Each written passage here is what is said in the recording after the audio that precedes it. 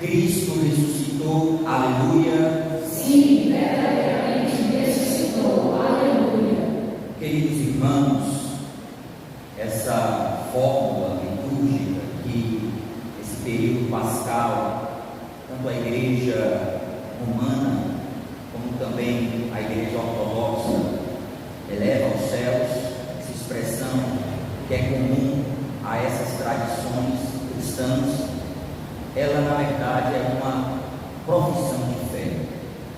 Quando nós respondemos, sim, verdadeiramente ressuscitou, aleluia, diante das palavras que são ditas para nós que Cristo ressuscitou, nós estamos professando a nossa fé. Estamos professando não qualquer parte daqueles elementos, artigos da nossa fé, mas nós estamos falando daquele aspecto que é central. Se Cristo não tivesse ressuscitado, como São Paulo diz, vã seria a nossa fé. O nosso carisma é um carisma, como nós sabemos, pascal.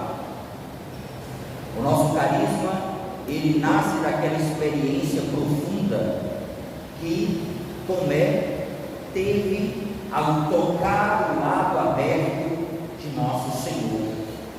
E aquele toque do lado aberto de nosso Senhor redespertou a fé no coração daquele homem que havia estado distante daquela comunidade. Não estava presente quando Jesus apareceu e exigia um ato de fé. Exigia um ato de fé para crer, como muitas vezes acontece nos nossos dias. Exigia que, na verdade, aquela experiência que os discípulos afirmavam ter tido com nosso Senhor, a presença do ressuscitado no meio deles, para ele era insuficiente as palavras, era necessário que ele pudesse tocar com as suas mãos o lado de Jesus, era necessário que ele pudesse ver. Queridos irmãos, essa experiência fez daquele homem e fez com que ele tivesse uma experiência totalmente diferente de todos os outros. Talvez todos os outros quisessem também tocar o lado aberto de Jesus. E Tomé tocava o lado aberto de Jesus. E a fé no coração dele foi renovada. Nós estamos renovando os nossos compromissos. Gostaria de trazer algumas reflexões com vocês desse momento tão importante da nossa vida. Gostaria de recordar as palavras do Papa, do nosso Papa tão amado, que ontem fez a sua Páscoa, o Papa Francisco. Ele recordava algo que ele tinha escutado sobre um diálogo de um jovem que foi ao seu bispo e fez uma pergunta, na verdade, até mesmo se dispondo a abraçar o sacerdócio. Ele se aproximou do bispo e disse: eu gostaria de ser padre. Mas bonito a gente escutar isso. Eu gostaria de ser padre. Talvez até aí a gente dissesse que elogiável da parte desse jovem que deseja o sacerdócio.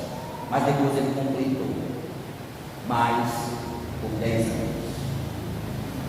E foi muito interessante, porque o Papa Francisco fez toda uma reflexão sobre essa resposta, essa disposição e ao mesmo tempo essa resposta que condicionava a oferta dele. 10 anos. Queridos irmãos, a eleição de Deus ela é por toda a nossa vida. Quando você foi criado por Deus, Deus te criou para você ser Shalom, para que você pudesse ofertar a sua vida através dessa vocação. Você não recebeu depois um chamado. Ao te criar, Deus te criou para ser Shalom, para manifestar a sua vida, para apresentar ao mundo a face misericordiosa de nosso Senhor, para ser um discípulo, ministro da paz. Assim, quando Deus te criou, Ele pensou por você. E é bem verdade que quando nós, em um determinado momento da nossa vida, descobrimos essa eleição, essa experiência muda a nossa vida completamente. A gente faz a experiência de não somente se sentir eleito, mas a experiência de se realizar, porque a vontade de Deus nos realiza.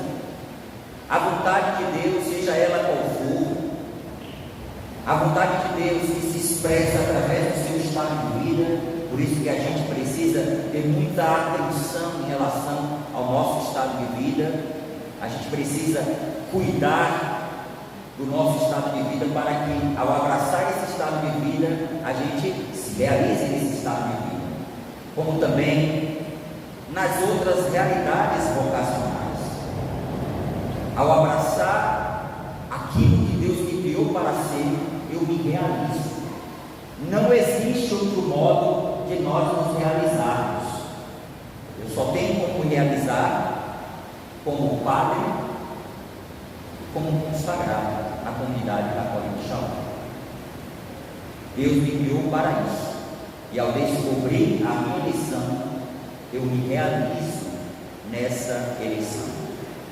Por que eu queria começar falando sobre isso?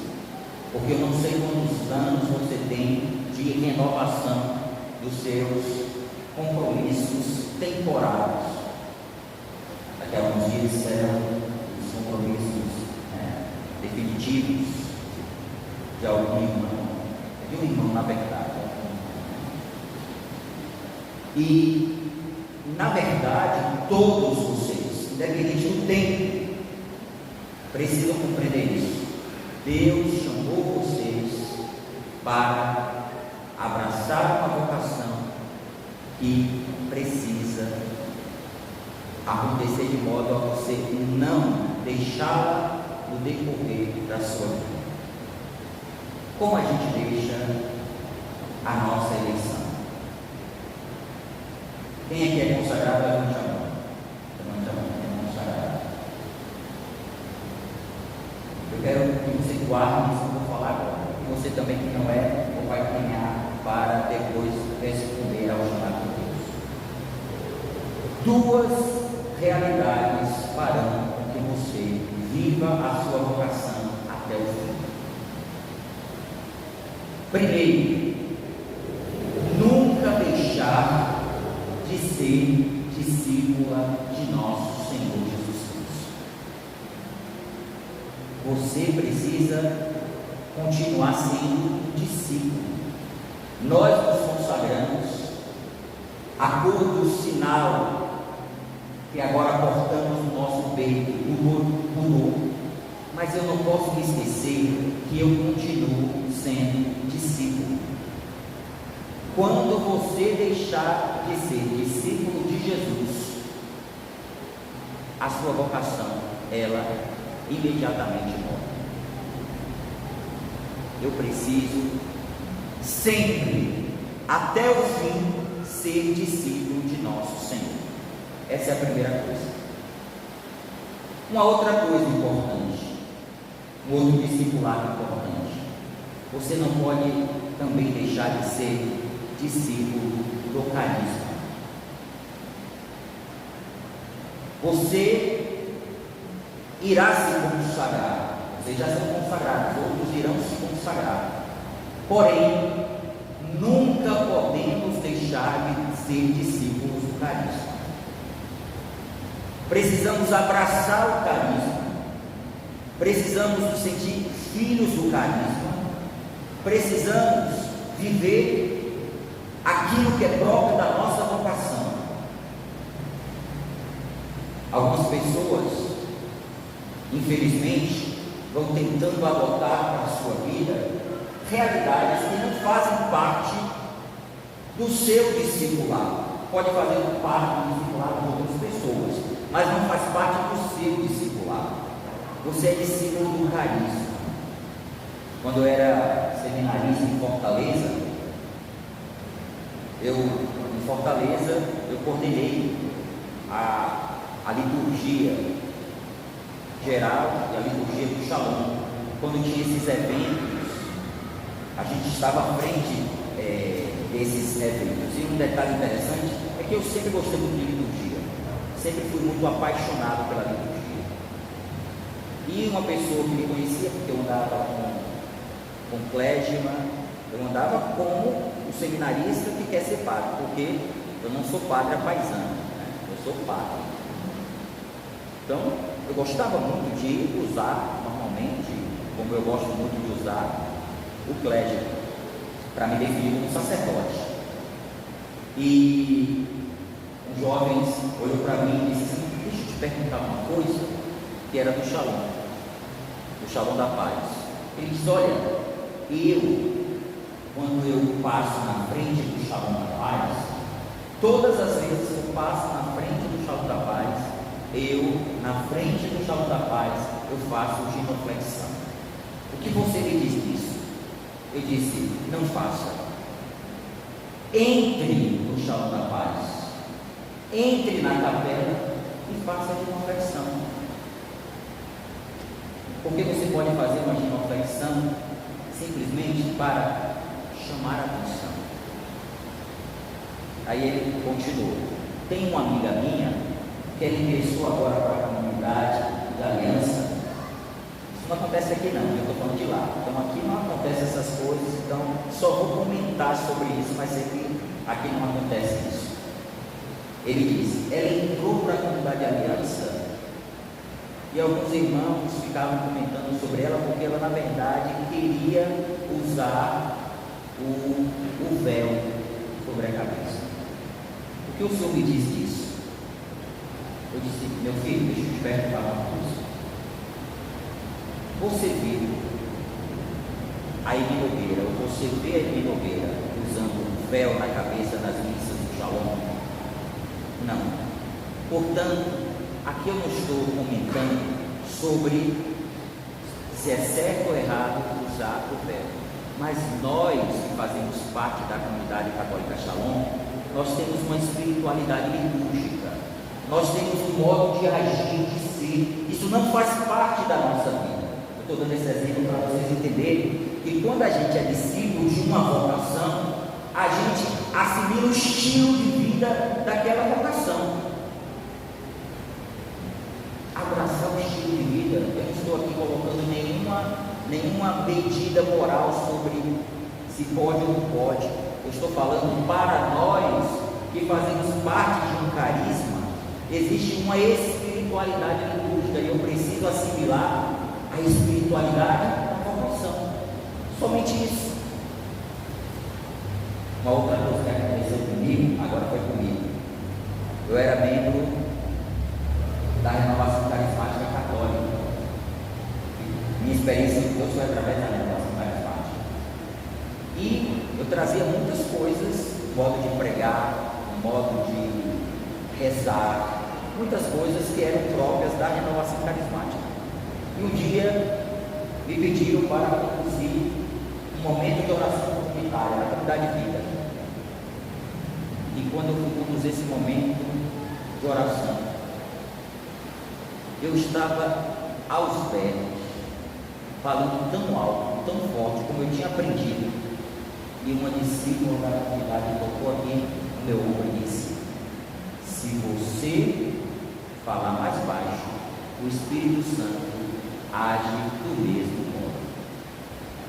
E aquilo me despertou. Como eu devo rezar? Como eu devo pregar? como eu devo louvar, como eu devo ser, qual é o estilo do carisma, o que é próprio do carisma que nos diferencia de outras realidades da igreja.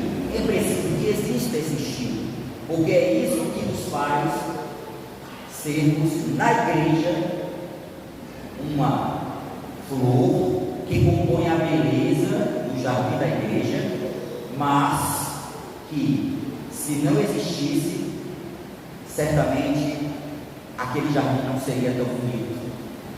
Nós fazemos parte dessa composição bela que é o jardim da igreja e precisamos a cada dia valorizar tudo aquilo que é próprio da igreja e valorizar o dom que é a vocação Shalom para a igreja e para nós.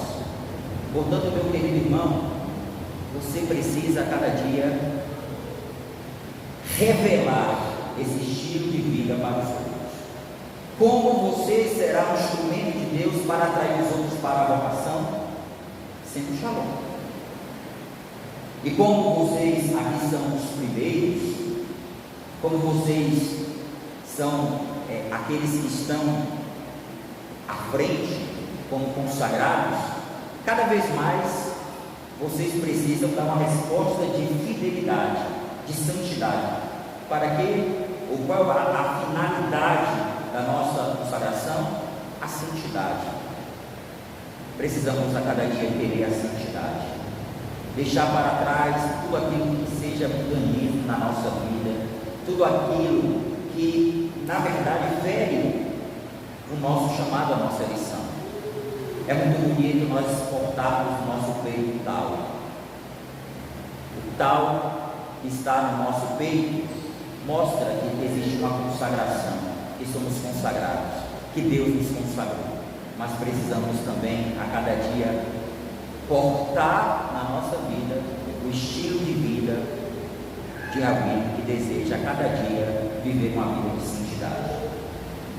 Queridos irmãos, a liturgia da igreja nesse tempo pascal é uma liturgia que nos aponta para a ressurreição de nosso Senhor. A primeira leitura de hoje fala sobre as palavras que saíram dos lábios de Pedro, cheias de autoridade. De onde vem essa autoridade de Pedro? Pedro, não nos esqueçamos, era um pescador, um homem iletrado, alguém que não tinha conhecimento. Jesus não tinha escolhido alguém de alguma escola judaica, de algum religioso que tivesse um grande conhecimento. Jesus não escolheu estes para que estivessem à frente da igreja. Jesus escolheu, e já na escolha de Pedro se revela bem isso, escolheu um pescador, e com ele também nós encontramos mais outros 3 pescadores. Jesus escolheu homens que não tinham tanto conhecimento, e a riqueza que nós encontramos nas Sagradas Escrituras foi a experiência que esses homens tiveram, que dentro deles surgiu um desejo muito profundo de oferta de vida. O Papa Bento XVI recordava uma palavra interessante. Ele usava um termo que nós conhecemos muito bem. O termo, Moisés fala muito, gostava muito de citar esse termo, o termo pleroforia. O que significa isso? A experiência que eles tiveram era tão profunda que eles não se continham, eles não tinham como se conter, e eles evangelizavam, e eles anunciavam, corriam risco de vida, mas não tinham medo de perder a vida, porque o coração deles era um coração inflamado, como nós dizemos, de amor expulsado, de amor a nosso Senhor, e assim eles ofertavam a vida.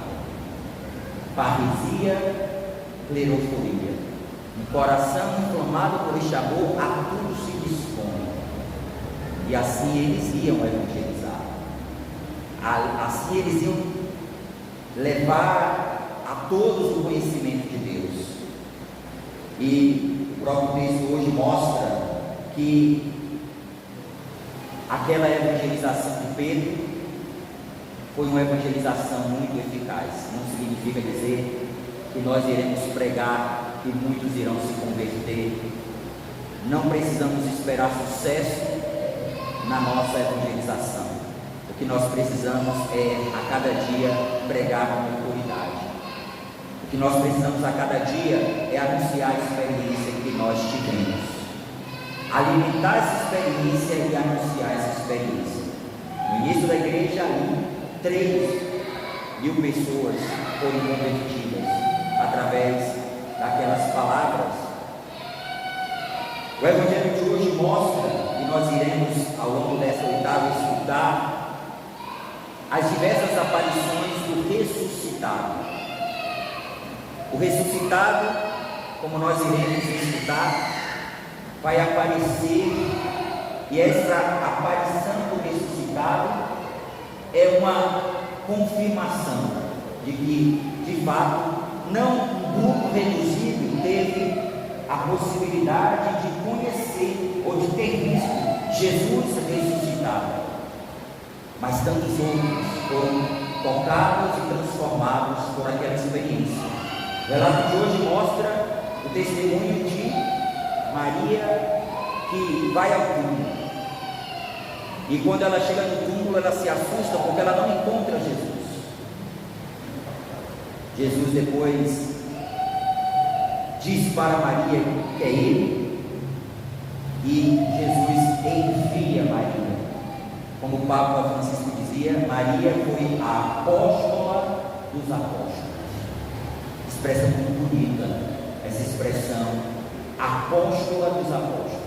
Ela foi enviada por Jesus para que os apóstolos recebessem, através das suas palavras, que Jesus estava ressuscitado. Queridos irmãos, para que a gente não alongue muito essa homilia, nós precisamos pedir essa graça ao Senhor. Como você está vivendo a sua missão? Você ainda carrega no seu coração essa pleroforia, essa parresia que te faz sair de si e ao encontro dos outros? Existe no seu coração essa experiência profunda que te faz não reter para si a experiência de nosso Senhor? Precisamos pedir essa graça ao Senhor. Talvez até fazer a experiência de Tomé, de tocar o lado aberto de Jesus novamente, porque nós precisamos voltar a viver aquilo que é próprio de um consagrado. Quando alguém olha para você, quando os membros da obra olham para você, ele vê a alegria de um consagrado. Ele olha para os seus olhos e vê brilhar nos seus olhos a alegria da consagração, de uma eleição. Eu, particularmente, me sinto privilegiado. Eu sou um privilegiado, imagino que vocês também são, e se sentem assim, porque tem tantas pessoas muito melhores do que nós. Quantas pessoas muito mais habilidosas, inteligentes, capazes. Deus quis escolher a nós, poderia ter escolhido a outros. Ele escolheu a você, Ele escolheu a mim. Portanto, a gente deve se alegrar por essa eleição, e a cada dia, cheio de louvor e gratidão, entregar a nossa vida com aquilo que é próprio, com as ofertas que são próprias da sua vida. Meu irmão, eu adoeci, na sua enfermidade, seja um consagrado.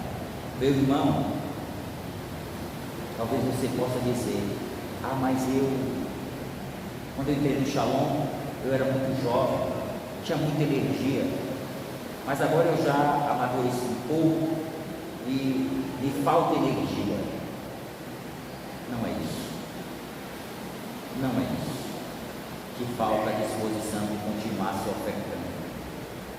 Talvez você vai dizer: mas agora eu estou em outro momento da minha vida. Eu agora sou um homem casado, tenho compromissos, seu estado de vida continua sendo algo que compõe a beleza da sua consagração. Não existe nada que justifique algum tipo de mediocridade na nossa vida vocacional. Deus nos chamou para sermos no mundo sinais da sua oferta de vida. Bonito nós encontrarmos nesses últimos dias o nosso Papa que entregou a vida até o fim. Quem não se recorda de São João Paulo II, que também nem mesmo conseguiu falar. A nossa oferta tem que ser até o fim, até a última gota de sangue. A nossa oferta precisa ser também uma oferta feliz, um sim feliz. Seja um consagrado feliz. Não estou dizendo que você vai deixar de ter problema, até porque se você tirar esse tal do seu pescoço e você começar a viver, não vai faltar situações que irão tentar tirar a sua paz. Isso não significa que por causa das situações você perdeu o sentido da sua vida, o sentido da oferta. Pelo contrário, no sofrimento eu entrego a minha vida. Assim foi Jesus, a quem nós somos discípulos, a quem nós queremos imitar, porque Ele foi o primeiro consagrado e Ele nos ensina através da sua vida como devemos viver a nossa consagração. Louvado seja nosso Senhor